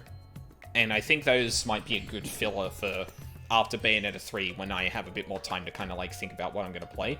So I have a couple of things up my sleeve, and I'm going to probably play it by ear by then. But yeah, that's rough plans. Bayonetta 3 on the weekend. Fingers crossed it's good. Probably some Elden Ring sometime during the week. Maybe some more 14 to clean up some job stuff. There's a lot of level 80 quests I need to clear up still. There's also Machinist, Ninja, White Mage. There's a couple more jobs that I still haven't gone through the job quests for, which would be good to go through. I don't know what I'm going to do Friday night. It'd probably be clean up and then maybe starting something like Ninja. I think that might be cool. And yeah, then it'll be another weekend, and it'll be Bayonetta 3 finishing up, and maybe something else. Yeah. Don't think anyone's going to be streaming right now. It's like very late my time, which means practically no one will be streaming. Well, I mean, everyone is playing 16 as well, so yeah, that's a definite no from me. Yeah, cool. So I guess we'll leave it there. So, thank you very much for watching live or on the VODs. I really appreciate it. I hope you'll have a lovely day, and I hope to see you all next time.